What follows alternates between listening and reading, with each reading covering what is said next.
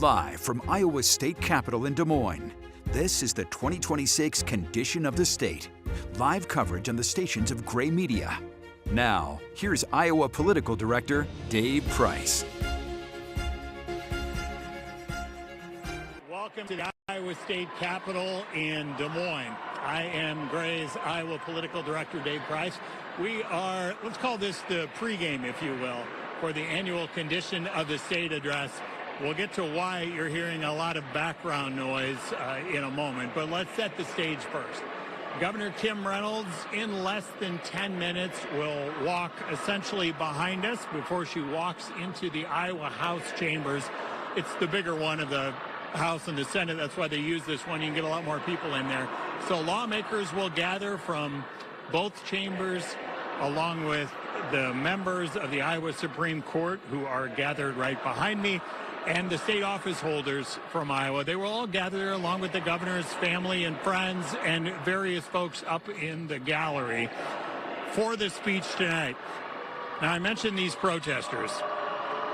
The governor is now walking through the protesters as she makes her way up the steps to get up here to the second floor, where she will deliver her speech in a moment. I'll pause so you can hear the hissing as the governor walks through.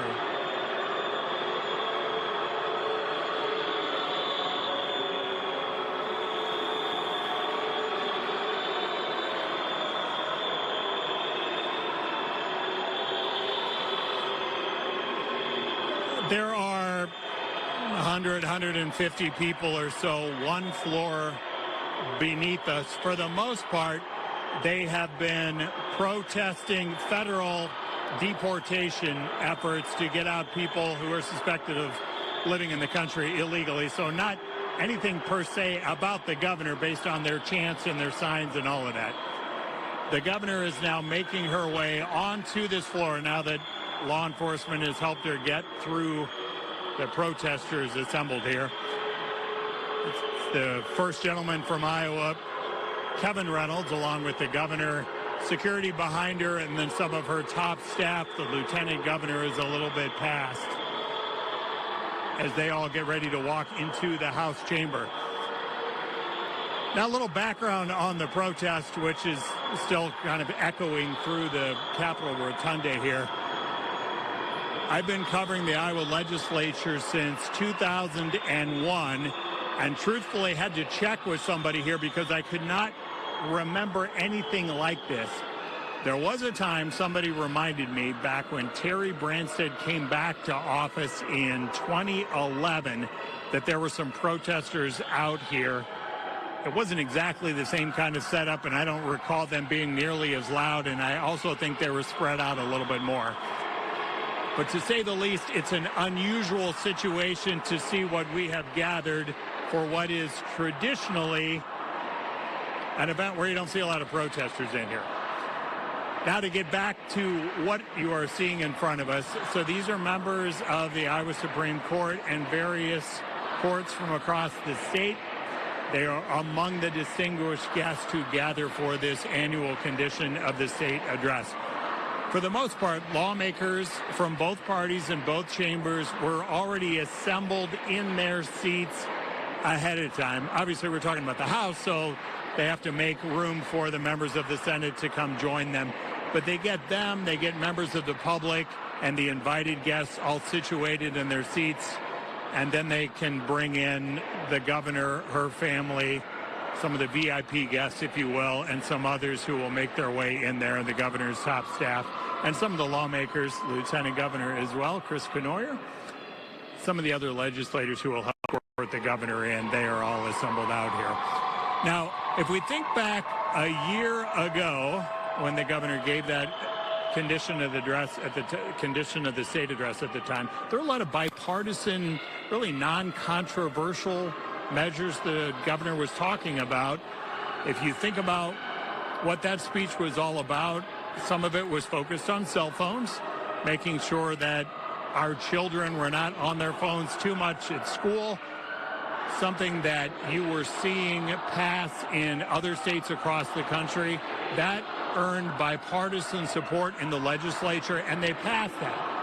So students in the public schools, at least, are not allowed to be using their phone for the most part during class. The cell phone ban also addressed drivers, so drivers are now required to go into hands-free mode. So a couple of the things the governor talked about back in 2025 that she was able to get through. There were some other things that she perhaps did not get through, and we will see tonight as she brings up certain things from the past.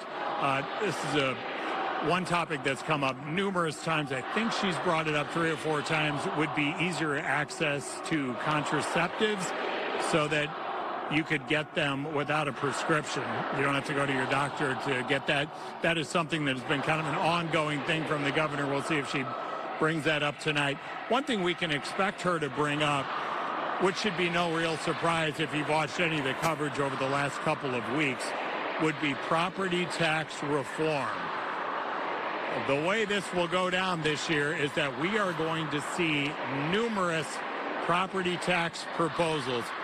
It's a very complicated system. It's tough to find anybody even in this building who can explain how the property taxes are levied across our state. But big picture, Republicans started talking about this last year. There was more optimism in the Iowa Senate than the Iowa House. But in the end, they couldn't come up with any kind of agreement. This time around, the governor says she will be more engaged in the process. In the fall and early winter, she was traveling around the state, meeting with various stakeholders on this, local city council members, county supervisors, mayors, chambers of commerce, those types of folks, to talk about how this could happen. If big picture, they're trying to figure out how to make sure your property taxes don't go up so much every year, every other year, however it works out.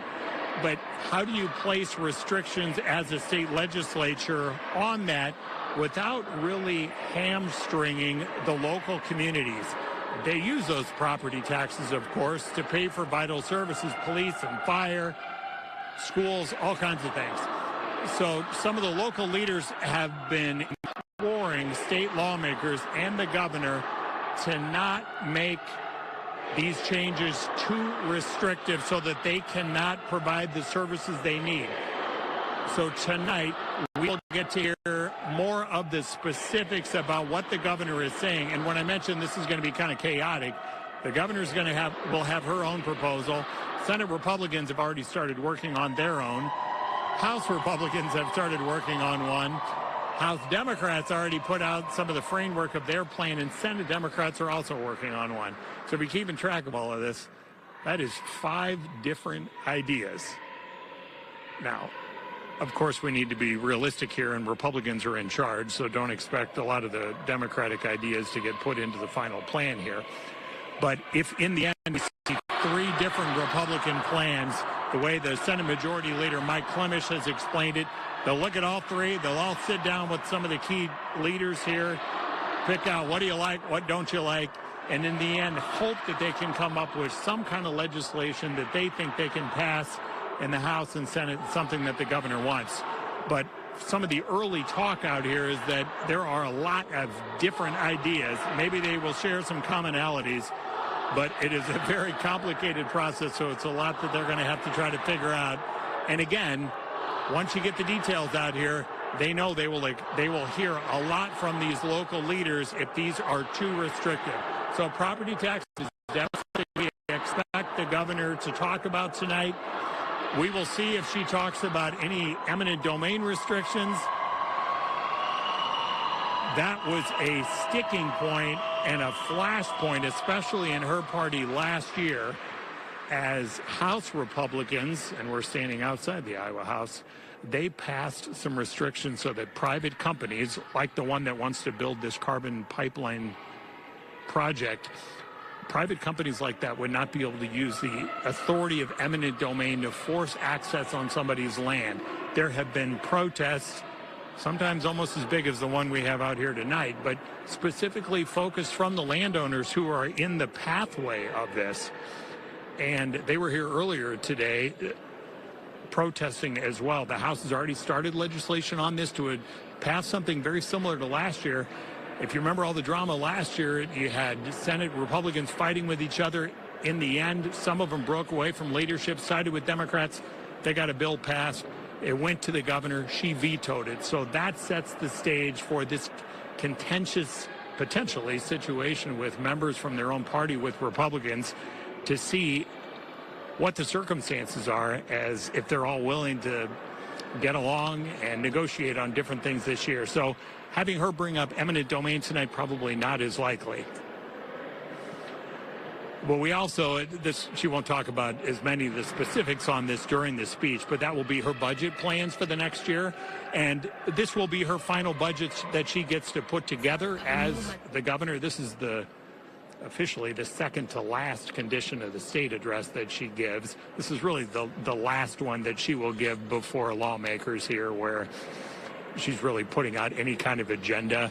It's sort of a goodbye speech, if you will, next year, since she is retiring and she's not going to be laying out a budget and policy issues and all of that. So as we wait for the governor to approach the podium and give what will now be her 9th condition of the state address since she took office in 2017. This will be the one really cementing her legacy as she tries to finish up work that she has been unable to do perhaps during her first 9 years. She's made a lot of changes when it comes to education. That is something that has become very important to her, so we will listen tonight to see additional policy changes when it comes to education. We're just taking a peek here to see what's going on with the protesters. It seems like they're at least quieting down. We'll see if they're taking off as well. It looks like some of them are starting to walk away here.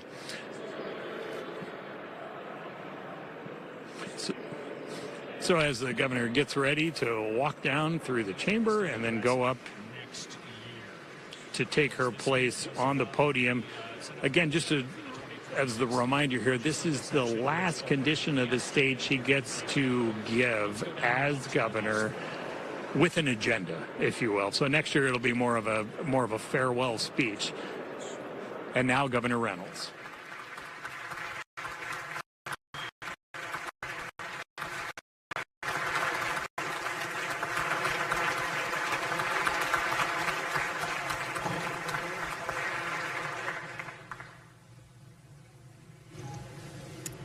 It is my pleasure to introduce Governor Kim Reynolds for her Condition of the State message to the 2026 session of the 91st General Assembly.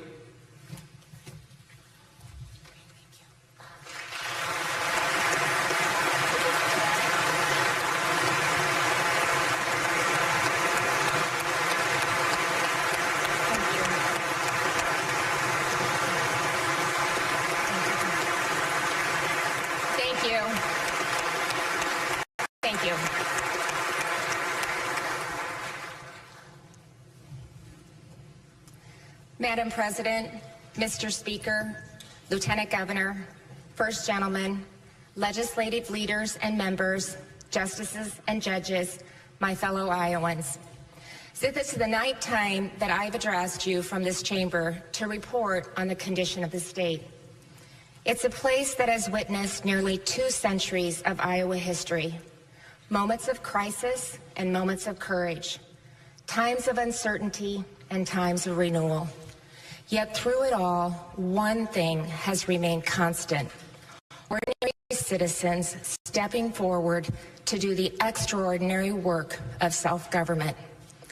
Every person in this room is a part of that story, and every session we add a new chapter, sometimes loud, sometimes quiet, but always lasting. But history isn't only written by laws passed. It's written by lives lived in service, by people who gave their time, their talent, and their hearts to this state. This evening, we feel the loss of 3 of them who were with us last year.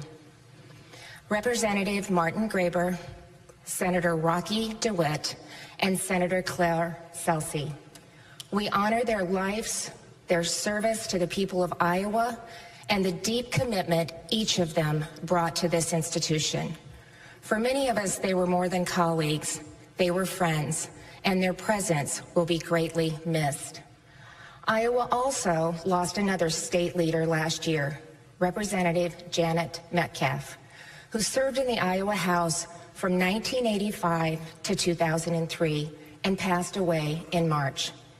Each of these public servants left a lasting mark on our state, and we are better for it.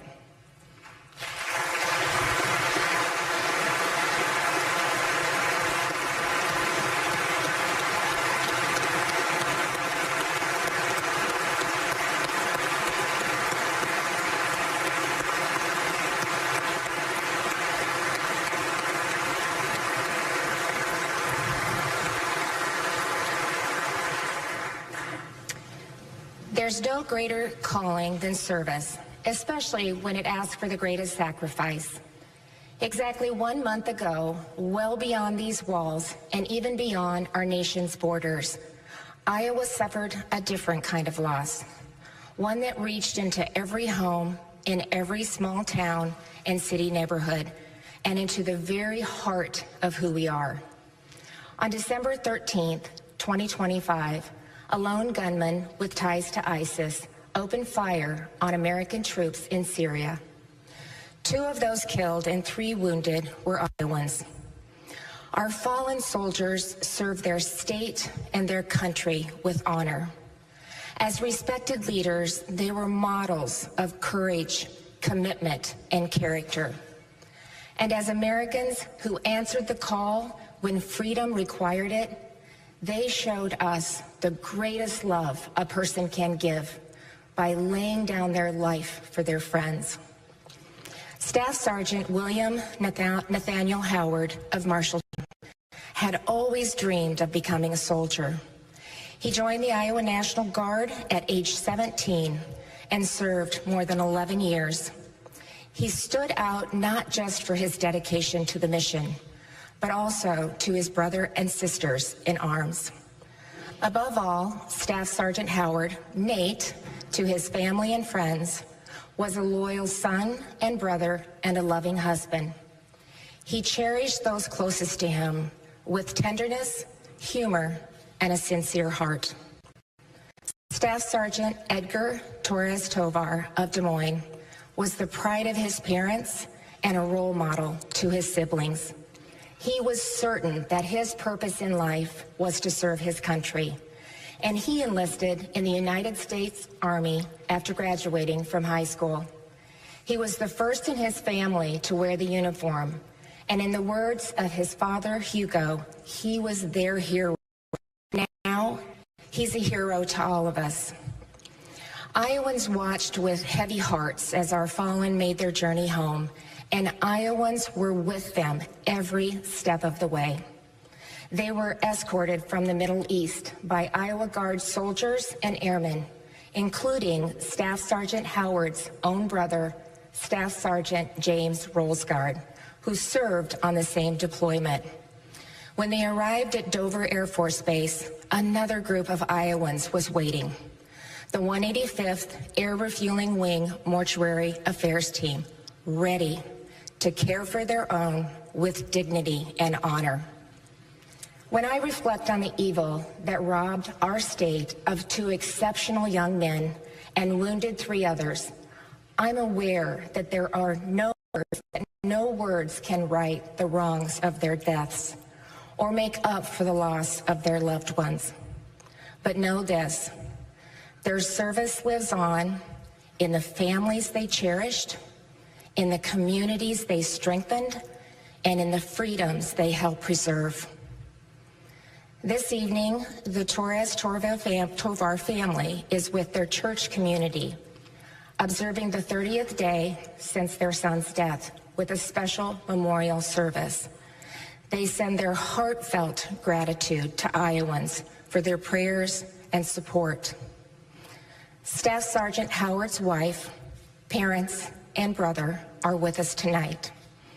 And I want you to know that you remain in our prayers, and we will never forget Nate's sacrifice. Tonight, we don't remember our fallen soldiers only in sorrow, but in gratitude. We don't speak their names only in grief, but in honor. And we don't pause simply to mourn, but to celebrate their lives and give thanks for the gift they've given all us. Please join me in honoring Staff Sergeant Howard, Staff Sergeant Torres Tovar, and their families with the applause of a free and grateful people.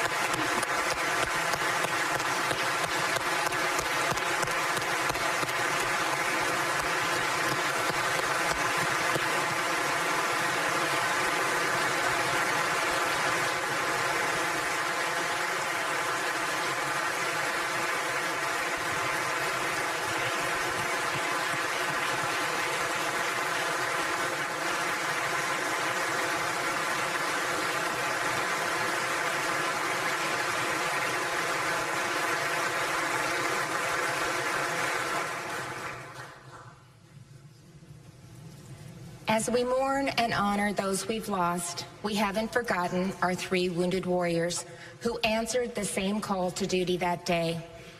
One soldier was treated for minor injuries and returned to his unit where he remains to complete this mission. The other 2 soldiers were seriously injured and in their most critical moments were cared for by fellow Iowans. Airmen from the 185th Air Refueling Wing Medical Group, based out of Sioux City and deployed in the Middle East, took charge of the soldiers' treatment and evacuation. Lieutenant Colonel Paul Niles shared that the wounded were reassured, knowing that it was fellow Iowa Guardsmen caring for them, praying with them, and standing beside them. Days later, they transferred our 2 wounded soldiers to Germany for stabilization, and then home to the United States to continue their recovery with their families. Iowans taking care of Iowans, all in the service of their country, and our state could not be prouder. And tonight, I am pleased to share some good news. Both soldiers have been discharged from the hospital and are now being treated in an outpatient facility, and both are doing extremely well and improving every day. I speak for everyone to say, we can't wait to welcome you home.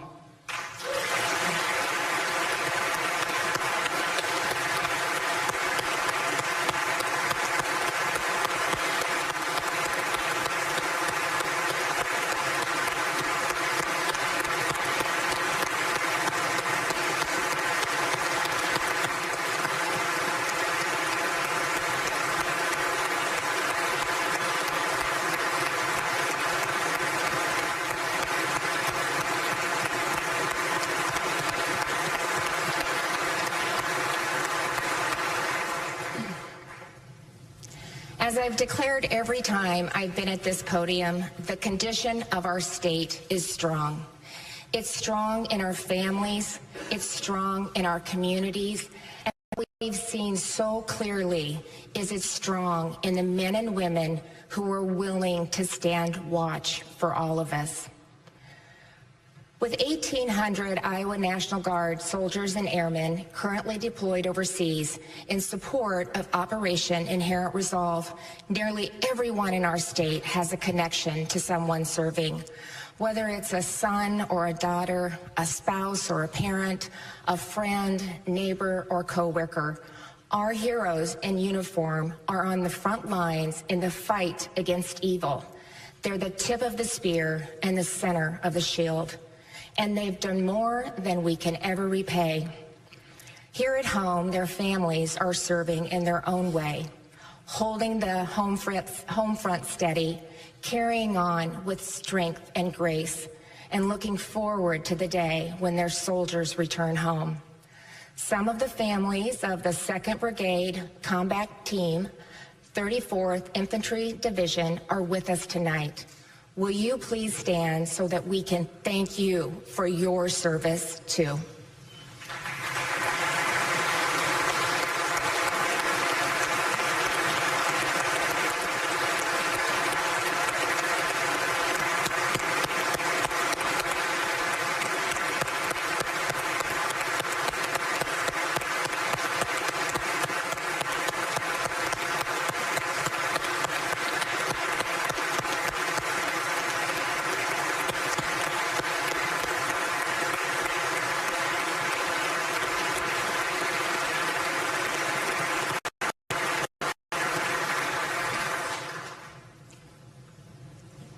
We owe our service members a debt of gratitude, and that debt is best paid by ensuring that our veterans get every benefit they've earned.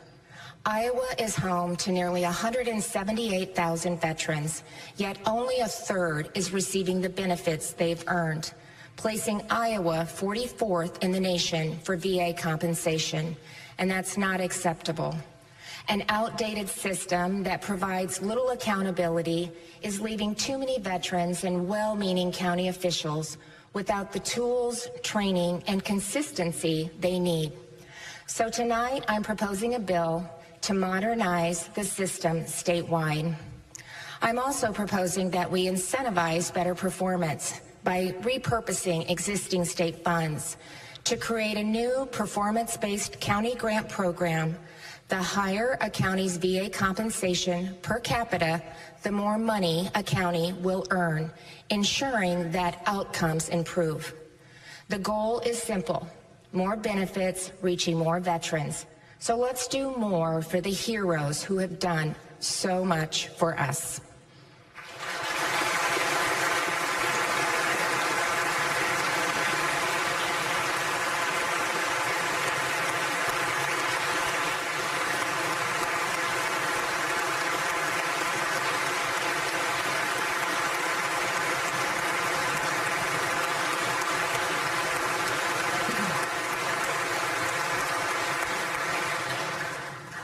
When I first took office in 2017, Iowa's top income tax rate was 8.98%, among the nation's highest.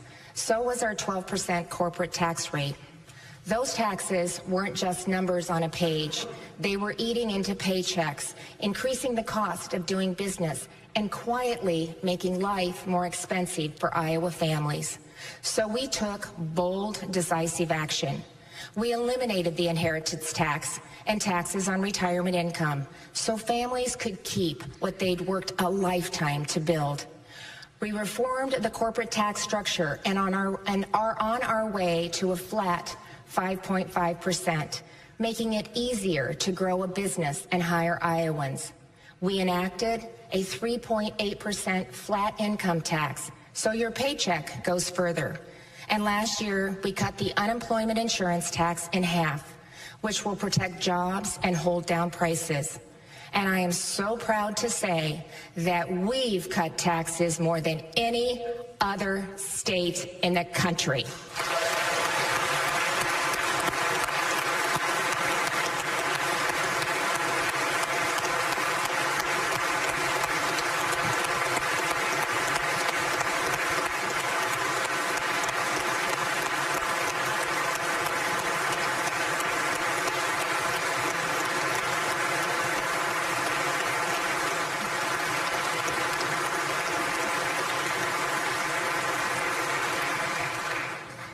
That's more than just a number, a ranking, or a percentage. It means more room in the budget for groceries, for school supplies, for a tank of gas. It means saving more instead of falling a little further behind. And thanks to President Trump's historic tax cuts for working families, Iowans are set to save big on federal taxes too. And it gets even better, because we made the decision 8 years ago to match all federal tax cuts at the state level. Iowans will get the same relief on their state taxes, including eliminating taxes on tips, overtime, and Social Security. Not every state is doing this or even can because of poor budgeting and runaway spending.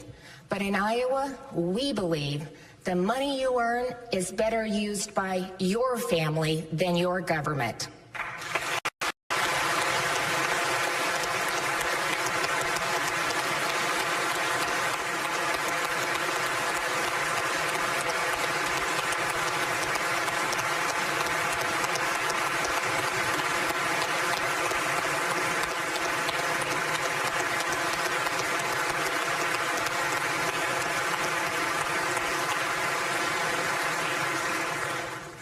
Today, the momentum is real.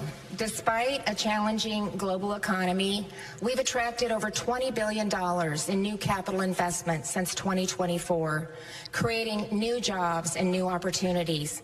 Yet for all of the progress we've made, one issue continues to impact Iowans in every community and across every income level: property taxes.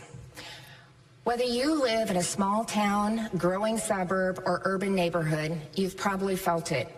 Property taxes are rising faster than inflation, faster than paychecks, and faster than population growth. In fact, over the last 2 years, they've gone up more than 10%, and that's not acceptable. Last fall, I held a series of roundtable discussions across the state to hear from Iowans about how it's affecting them.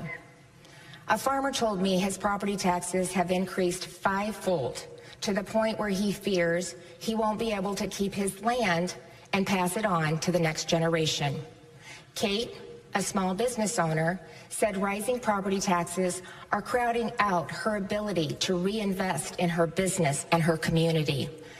And then there's Sandy, a senior, who because of high property taxes is worried about staying in her home. Everyone struggles, she wrote to my office, but they seem to make it even harder when you're a senior. For each of these stories, there are countless others. And though the problem is clear, the reasons are complicated and many, and that makes it hard to fix. Over the years, we've tried to rein in local taxing authority, but it's often felt like squeezing a balloon. Limit one levy and another one expands. So this year, we need to go after the real driver of the problem: spending. Spending is what drives taxes, always has, always will, and the most reliable way to protect taxpayers is to limit the growth of government itself. I'm introducing a property tax bill that will cap overall revenue growth for local governments. That way, they can't grow faster than the families who pay the bills. It's simple but effective. You remember when we were kids, our parents would tell us that money doesn't grow on trees. Well, it's time government learned that too. Wouldn't you agree?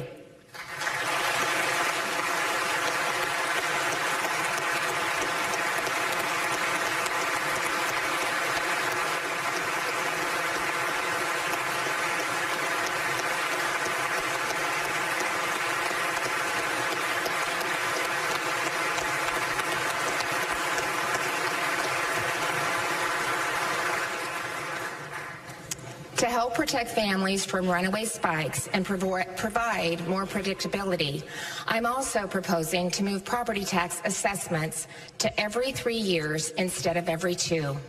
And we're taking the taxpayers to appeal large increases and putting it on assessors to justify them.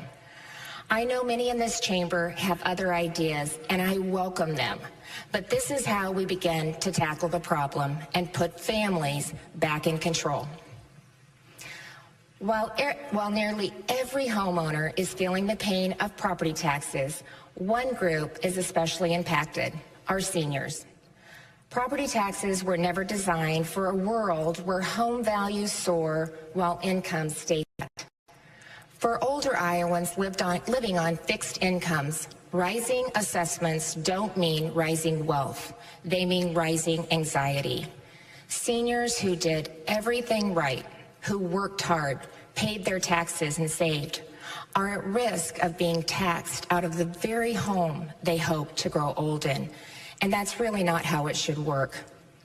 My proposal freezes property tax bills for Iowans aged 65 and up whose homes are valued at $350,000 or less, so they can stay in their homes and their communities, because no one should be taxed out of their own front door.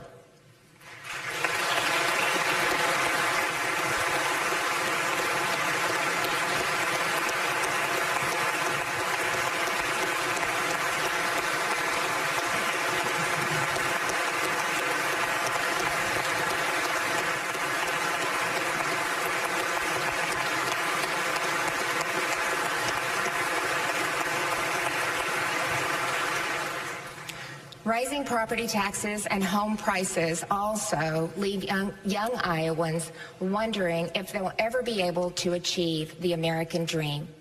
And that's why I'm also proposing to create a tax-deductible savings account for first-time homeowners modeled on Iowa's 529 program, so families can contribute years in advance, helping sons, daughters, even grandchildren be prepared for home ownership when the time comes.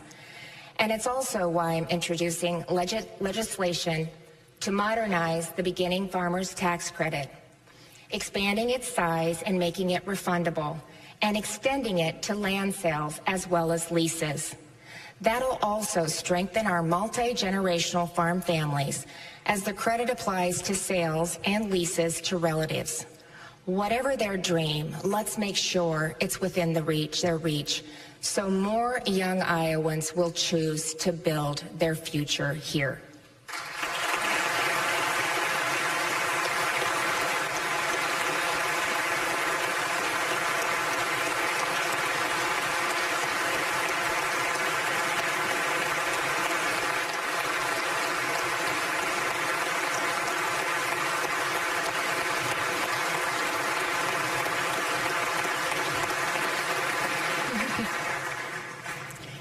These are important changes and they need to be made, but here's the truth. Property taxes are driven locally, so they can't be fixed by state government alone. If Iowans want lower property taxes, we must also change how local government works and who we elect to run it.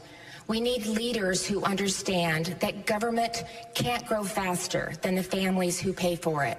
And if you're one of those people, please run for office. Because we need a government that lives within its means and leaders who will do the same. We're doing this at the state level. We've aligned agencies, eliminated 21 departments, and cut over 4,000 regulations. And we're not done, and we never should be. Because businesses and families don't make one budget and call it good. They're constantly finding better ways to save and do more with less. So are we. Today, we're working with some of the biggest names in tech to modernize state systems, drive efficiencies, and improve services. We're partnering with Amazon Web Services to consolidate more than 50 state call centers into a single, smarter system that will use AI to get Iowans the help they need faster, simpler, and at a lower cost. And through a new partnership with Google Public Sector, we're building a modern, intuitive, and fully compliant, comprehensive child welfare system in a fraction of the time and for less than half the typical cost. This transformational project will save taxpayers dollars, and it will serve as a national model. And that's what efficiency looks like, and that's how we keep spending in check so Iowans can keep more of their money. And now it's time to take that very same approach locally. Many communities already are. Scott County manages waste services at no direct cost to its 17 member communities, saving nearly $16 million every year. Other cities have partnered with their counties for law enforcement services, share county engineers, and contract with their local hospitals to provide the county's public health services. These solutions do more than save money. They represent the same practical, responsible approach that Iowa families take every day. And it's time more governments do the same.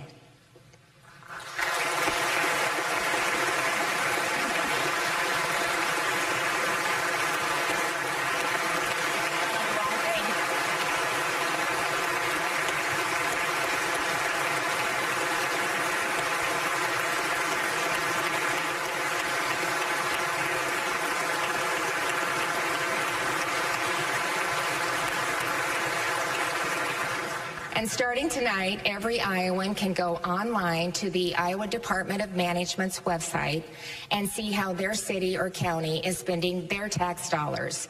I encourage you to take a look at those budgets, ask questions, and help us be part of the solution. Tonight, I want to address another issue that cuts across all communities. It's one I know weighs on the minds of many Iowans, our fight against cancer. Every year, more than 2,000 Iowans are diagnosed with this terrible disease.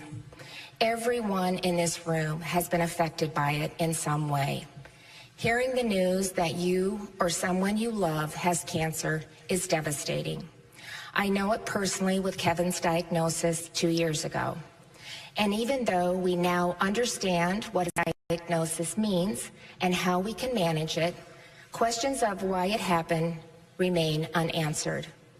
And that's a reality many Iowa families struggle with, which is why last year I directed Iowa HHS to partner with the University of Iowa College of Public Health to begin the most comprehensive study of cancer ever undertaken in our state. In the coming weeks, the initial findings will be released, but we're not waiting for a report to act, because some of the most powerful tools in the fight against cancer are already clear. When cancer is found early, lives are saved and families are spared unimaginable loss. Breast cancer, caught at stage 1, has a 99% survival rate. Prostate cancer is nearly 100%.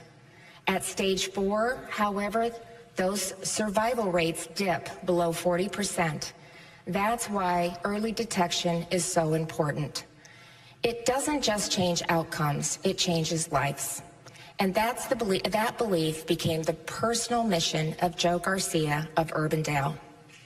Joe lost his wife, Jennifer, to cancer in 2016. Since then, he's been driven by a vision, a future where everyone knows about cancer screening, has access to it, regardless of income, insurance, or zip code, and where no family hears the words, "We found it too late." When Joe and his son, JT, came to my office and shared that vision, I knew it was one Iowa had to help with. Joe, JT, and Mike Schweers, who also lost his wife, Linda, to cancer, are with us tonight. Their advocacy has helped turn awareness into action, and their voices have helped shape the statewide effort we're launching now. Please join me in thanking them for honoring their loved ones by helping protect families across Iowa.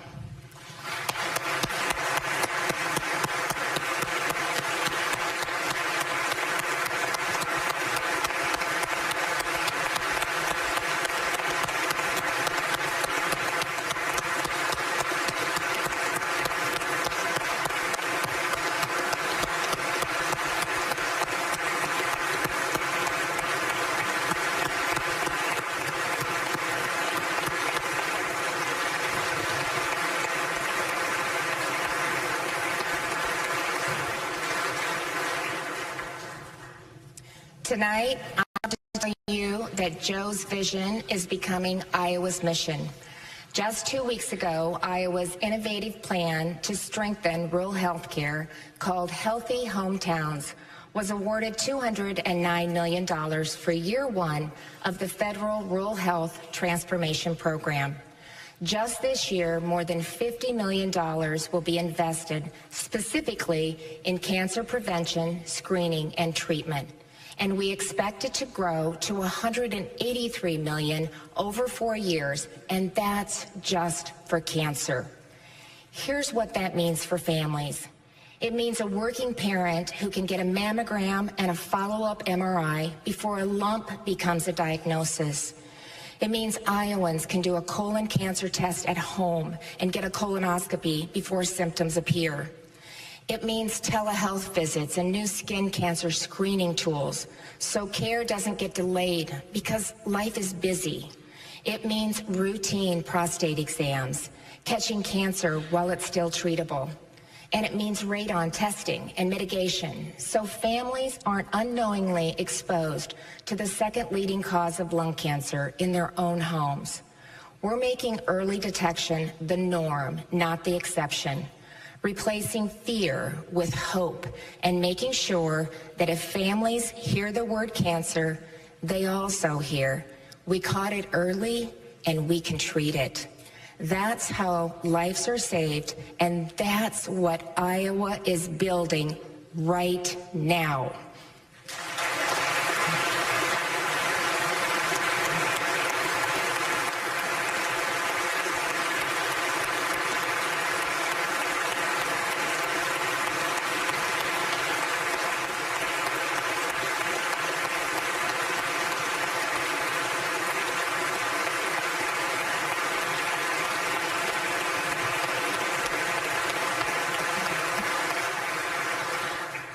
Of course, early detection is just the beginning. What happens next is just as important.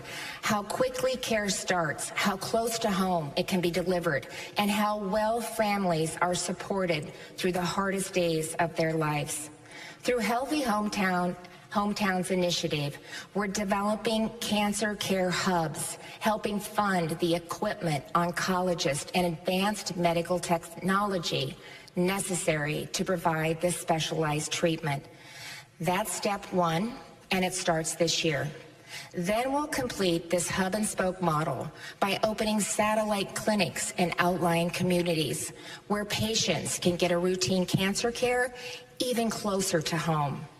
This effort expands on our proven Centers of Excellence program, which has increased access to maternal health care in rural Iowa.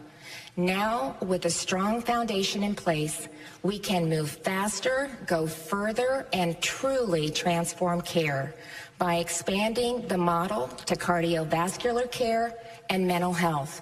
We'll not only improve care, we'll help Iowans get healthier, live healthier, and stay that way. Our Healthy Hometown Plan also supports communities in creating local care teams who together provide primary care and chronic disease management for their patients, and ideally locate all providers within one building.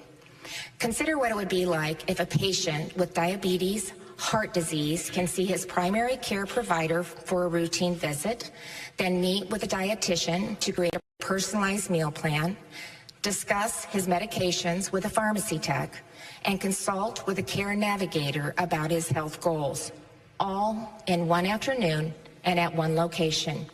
It would be transformational, and it's all within reach right now. As soon as our plan was submitted, we moved into action, opening applications and engaging the medical community, resulting in over 250 proposals from across the state. And by the end of this month, we'll begin awarding contracts, turning this investment into life-saving treatment. And this is how transformation begins, not with talk, but with action.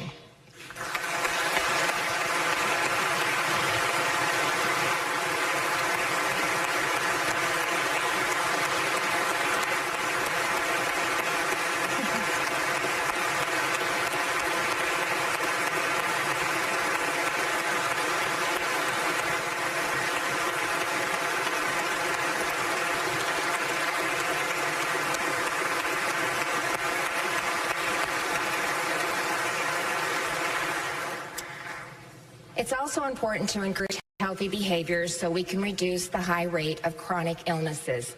Across the United States, More than 40% of children have at least one chronic health condition, and obesity is a major driver of many of them. That's concerning since 1 out of every 6 children in Iowa are considered obese, and Iowa ranks 17th in the nation for adult obesity. This is a serious public health issue, and it's one we're working to address. Iowa was one of the first states in the country to refocus 2 federal food assistance programs on the reasons they were created, to help low-income families afford nutritious foods.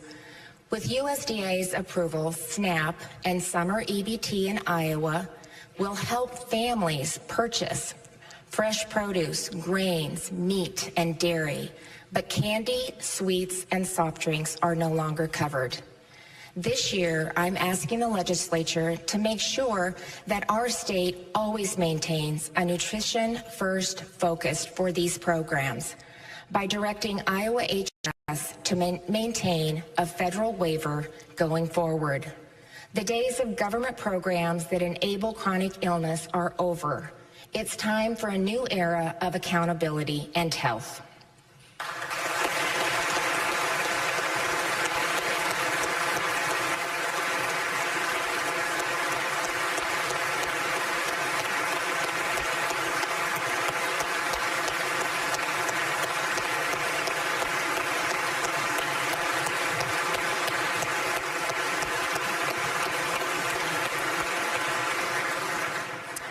I'm also requiring physicians take nutrition classes as part of their continuing medical education, so more Iowans have access to the information they need to make informed dietary choices.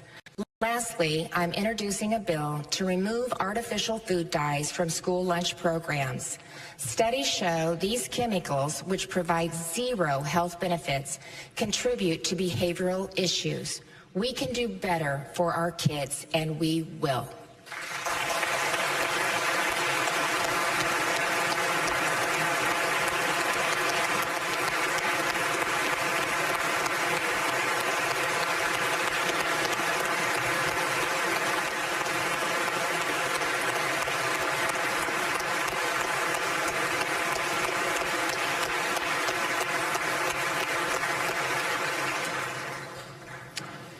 For the last 9 years, one principle has guided our work in education: putting students first. That has meant focusing on what really improves outcomes: early intervention, strong instruction, clear accountability, and real options for families. We focused on evidence-based literacy instruction, training teachers in the science of reading, identifying struggling readers earlier, and giving parents clear tools and choices to help every child master the most important skill they'll ever learn. We strengthened accountability, expanded work-based learning, and focused our system on real student growth, not paperwork. And last year, we applied the same evidence-based principles to math instruction. We also gave teachers the largest raise in state history, because attracting and retaining great teachers is essential to strong schools. And when the pandemic disrupted learning, Iowa kept classrooms open, prioritized stability and mental health, and helped fuel one of the fastest recoveries in the nation. We also expanded educational options, because no single model works for every child. Today, Iowa families can choose the school that best fits their needs, whether that's a neighborhood public school, another district, a public charter school, or a private school through education savings accounts. And this year marks a milestone. For the first time in Iowa history, education saving accounts were universally available, meaning the same state cost per pupil follows every child, regardless of income or zip code. Our message to the nation is simple. In Iowa, we fund students, not systems, and the results speak for themselves. At a time when 78% of America's high school seniors are below proficiency in math and 65% in reading, Iowa is moving in the opposite direction. We're one of only 3 states in the nation whose students now outperform their own pre-COVID levels in reading and math. 3rd and 4th grade reading proficiency is up 11%. 10th grade science proficiency is up 7%. Absenteeism is down nearly 10%. Attendance is improving. Literacy is improving. Science is improving. Engagement is improving. And teacher vacancies have dropped by more than 30% and are at half the national average. And the nation is taking notice. Just last week at Broadway Elementary in Denison, U.S. Secretary of Education Linda McMahon and I announced a first-in-the-nation initiative granting Iowa greater control over federal education funding. This marks an important first step toward fully returning education to the states and ensuring federal resources are aligned with Iowa priorities and Iowa student outcomes. Broadway Elementary is the perfect example of why that matters. Innovation was happening in every classroom we visited. Dual language immersion, STEM, and the science of reading, and it's driving student achievement. Literacy proficiency jumped from 65% to 72% in just 1 year. This is what's possible when states and schools are empowered to focus on the work that expands opportunities for every student. I want to thank the administrators, the teachers, and the students in Denison for proving why Iowa is leading education nationwide. Please stand so we can honor your outstanding work.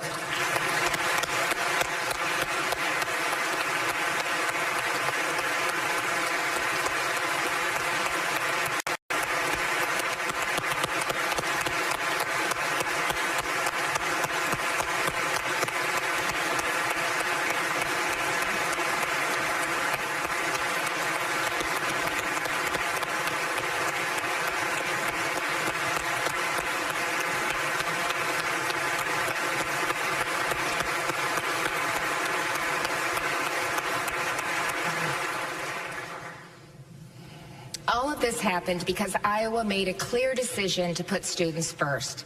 That's reflected in the laws we pass, the standards we set, and the priorities we fund. And it comes to life in our classrooms, where teachers meet kids where they are, believe in what they can become, and do the quiet, everyday work that changes lives. To every educator who puts students first, thank you for shaping Iowa's future.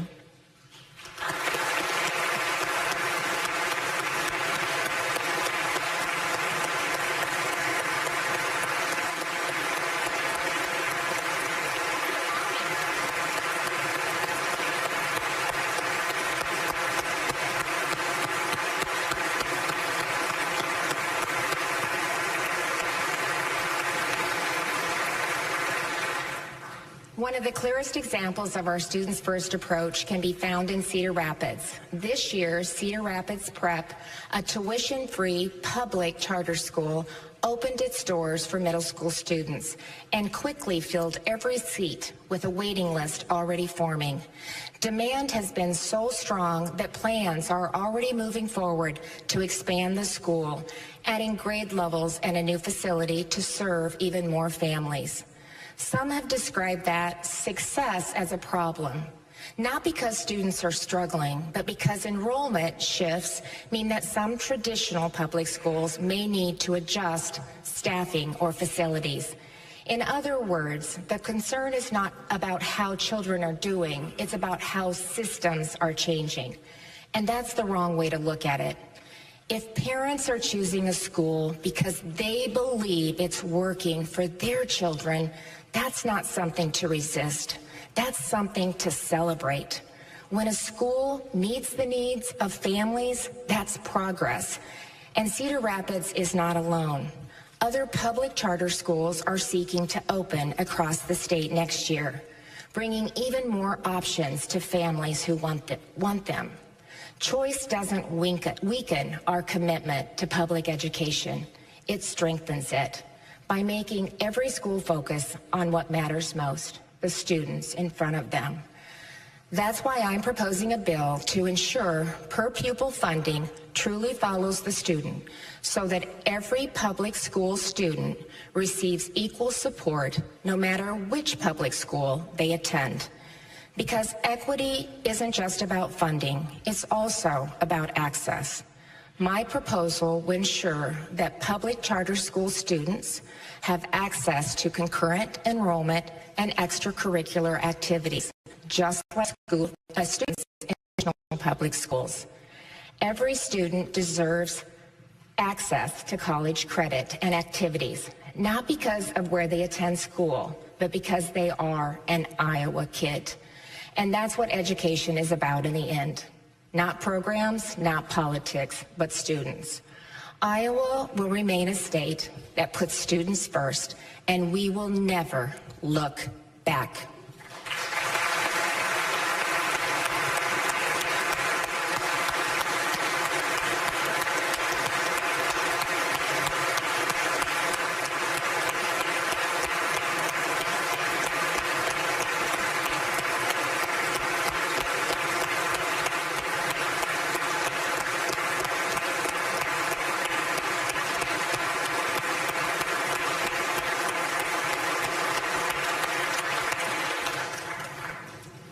I couldn't be prouder to be the governor of Iowa. Across every one of our 99 counties, our people are hardworking, independent, and strong. They believe in responsibility, in community, and in leaving things better than they found them. Serving you has been one of the greatest privileges of my life. And as I enter into my final legislative session as governor, I do so deeply grateful, fully committed, and determined to finish strong. There will be time to look back and time to say thank you. But tonight, our focus is forward on what still needs to be done and on doing it together. Because every person in this chamber came here for the same reason, to do what you believe is right for the people of Iowa. We may disagree, we have disagreed, and we will disagree again. But those disagreements have always been rooted in conviction, not indifference, and in a shared belief that Iowa is worth fighting for. And that's what this session must be about. Not politics, but people. The people who sent us here. The families trying to make ends meet. The farmers weathering uncertainty. The veterans who served us. The students preparing for their future. The seniors who want to stay in their homes, and the young Iowans who are looking to buy their first home. The small businesses and communities that form the backbone of our state. So let's meet this moment the way Iowans always have, with honesty, with humility, and with a willingness to work together. Let's solve real problems, deliver real results, and let's leave Iowa stronger than we found it. The condition of our state is strong, and with the work we do here together, its future will be even stronger. So thank you, God bless you, and God bless the great state of Iowa. Thank you.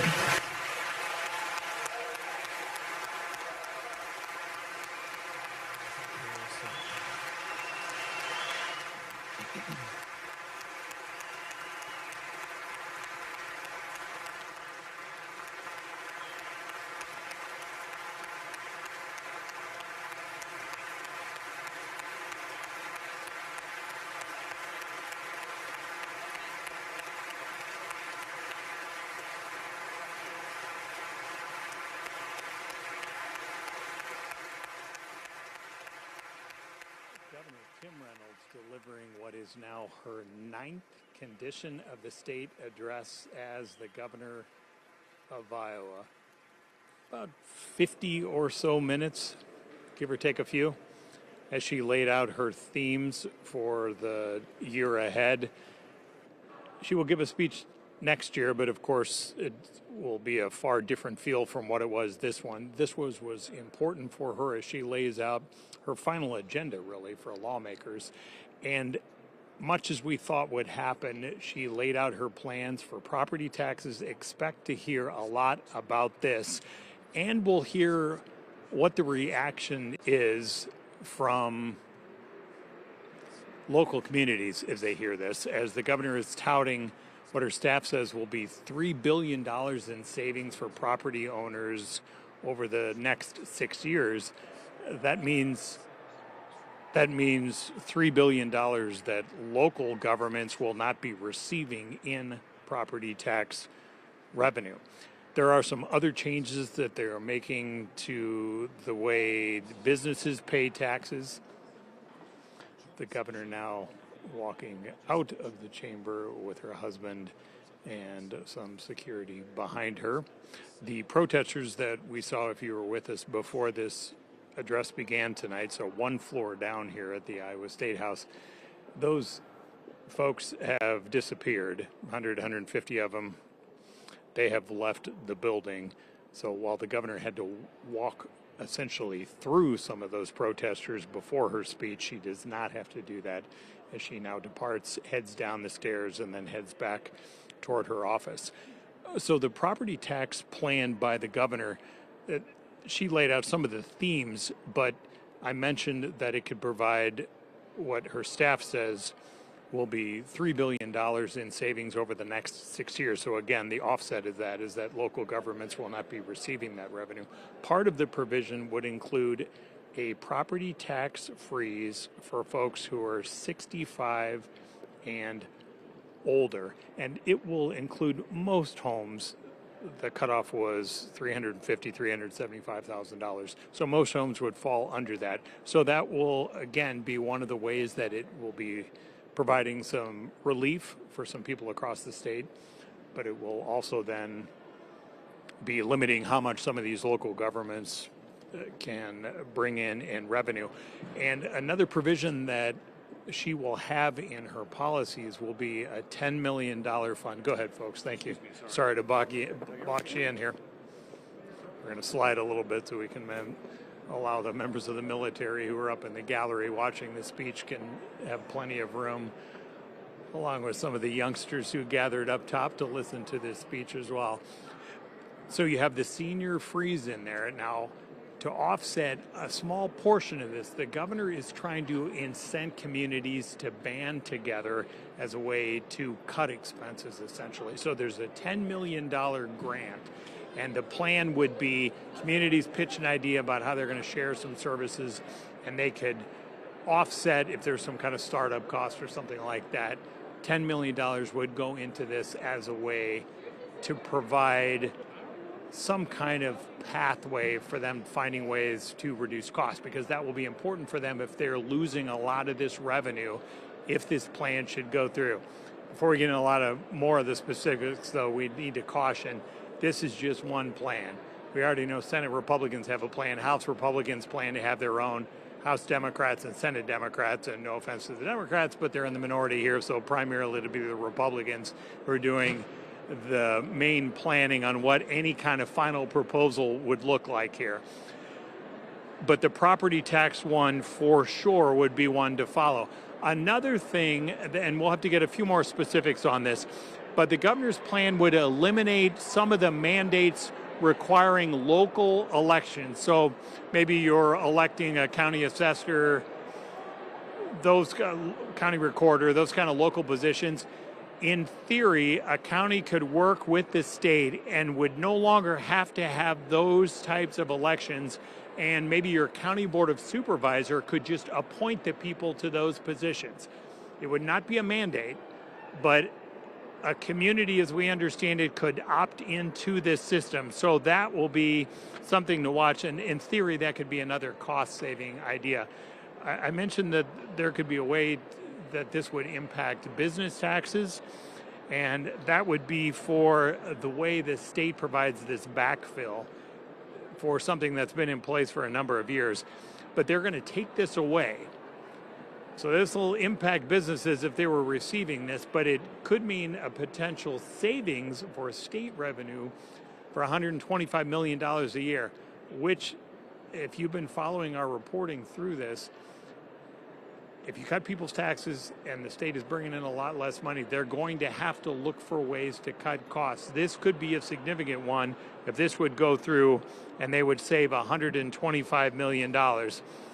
Now, there are some other things that she is looking, maybe following the federal MAHA movement, to eliminate some of the additives, the dyes, those kind of things in foods. So that is something she wants to push. I want to bring in some live reaction to this. Leader Kaufman, you good? Thanks for coming. Congratulations. Haven't seen you since you had this. All right, so I know you're still digesting a lot of the speech here, but property tax, as you well know, super complicated, right? Yes. So as we have folks from across the state joining us, trying to decipher what the heck all of this is, what are your first impressions of what the governor is talking with property taxes? Then we'll get to maybe what you all are going to try to do. My first impression is that she's listening. And I think something that's changed from this year, from last year, is that you've already seen a Senate bill come out. You just heard the governor talk about what's in her legislation, and you'll see a piece of House legislation as well. So I think the fact that there's 3 robust, legitimate bills shows you that that's pretty much a lock for something to get done. How that ends up looking and all the different moving pieces to be determined. But to have 3 bills from all 3 branches is a big deal. You can compromise with 3 robust ideas? I think the more ideas, the better the compromise. You know, we've got so many things laid out. The 103-page Senate bill, she's got a very aggressive approach. You'll see us having an aggressive approach. I think the more ideas that are out there in this sphere, the more options we have to craft the best bill. You were a small town guy. Your dad was a county supervisor, it still is. I'm curious, how do you think this will go over to the local folks? So, you know, for homeowners to save, it means less money coming into the locals, right? So how do they absorb these changes? If we freeze senior property taxes, all of these combination of things, how will it affect local governments and local service? Well, as you started with, this is probably one of the more complex problems in the building, if not of the last decade.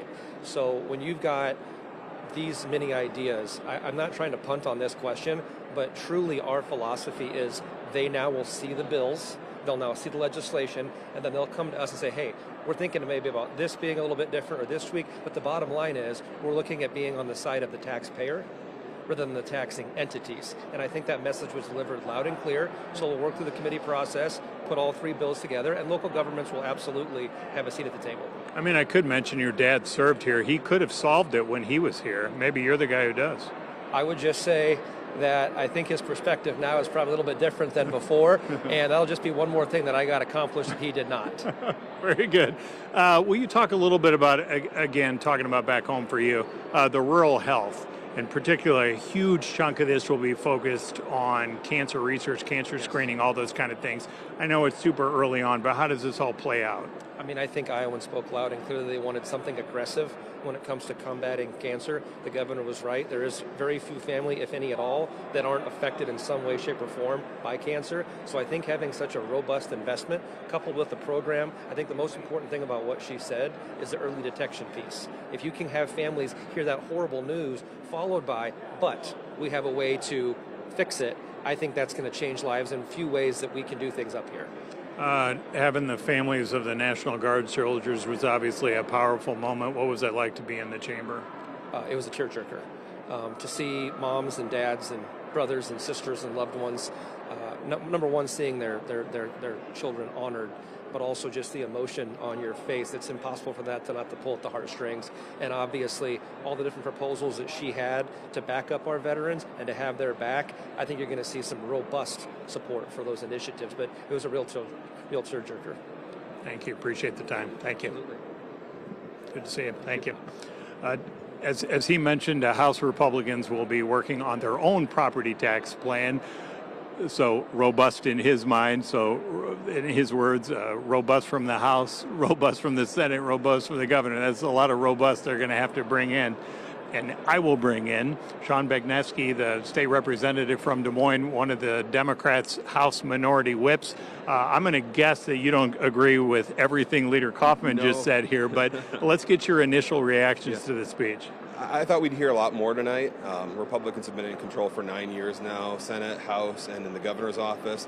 Didn't hear any specifics on property taxes, no specifics on water quality, pipeline, eminent domain, balancing the budget, economic growth. So you would think after 9 years they'd have a lot more to say, and we really didn't hear it tonight. Well, she talked about some of the things with property taxes, and I appreciate that you were not in the budget briefing earlier where they laid out some of this, but her staff is stressing that this will reduce $3 billion potentially in increases for property tax owners. That does mean, of course, then the locals are not bringing that money in. Is there a way to realistically, in your mind, provide relief to homeowners and not harm local governments and force them to make cuts? Yeah, I mean, so we didn't hear any specific targets tonight. House Democrats proposed a 4% cap. We didn't hear an actual number. I think hers is 2. Is it 2? Okay. So I would love to hear that. We heard a cap on senior property tax increases, which we agreed with when we rolled out last week. As far as the budget, the House Republicans, Senate Republicans, and Kim Reynolds overspent by $900 million last year, overspent by $1 billion this year. I hope we can balance the budget this year. How will you follow the budget situation? Clearly, they're going to have to dip in pretty heavily to the taxpayer relief fund. What should Iowans be watching with this? I know you disagree with the way they think this is going to level out. Right. We're looking at the overall amount. So how much do we have in reserves? How much do we have in the rainy day fund? Right now, we've got about $5 billion left. And if we're overspending by $1 billion every year, then you can do the math on when we run out. And then we're looking at kind of a Kansas bankruptcy situation. We had pretty sizable protest, appropriate, inappropriate to do that as the kind of hissing and chanting at the governor as she walks through. Yeah, I was going to say, we didn't hear any protests in the chamber, which, I wish both members of both parties in Washington, D.C. would do the same thing for the State of the Union. The protesters tonight, there were pipeline people who were very angry. There were ICE folks or people against ICE who were very angry tonight. It's their constitutional right, but we do need to be, respectful of where we are, wherever we are. Appreciate the time. Thank you. Absolutely. Thanks, Dave. So Governor Reynolds with her 9th condition of the state, and there really is a lot to digest. She doesn't spend a lot of time in there on the budgets. As we start going through I'll show you this budget briefing book here that they hand out. That has a lot of the specifics about the budget, which people will be working through. If my math is right, primarily it's about a 2% increase in spending the governor is talking about for the coming year, which will force, as they planned out here, they will dip into the state's reserves to handle what looks like a more than $1 billion shortfall where they will have spending versus what is actually coming in. So as we learn a little bit more about this, we have to get through all the fine points about what gets what. I believe public schools will get essentially a 2% per student increase. That's usually one of those headline numbers everybody wants to know about.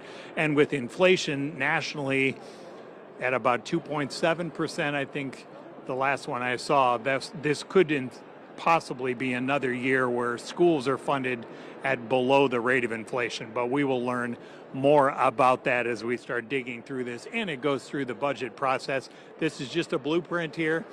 Both chambers now, House and Senate, have to work their way through this. Some of them got a heads up a little bit on what some of this would be, but they are learning some of the fine points of this too. Now they have to decide how they're all going to agree and where they can agree. As Representative Begneski said, the governor did not talk about eminent domain or that carbon pipeline. The business owner, Bruce Rastetter, was in the building here, the one who wants to build the pipeline. He was here. I saw him downstairs. I presume he probably was in there listening to the speech.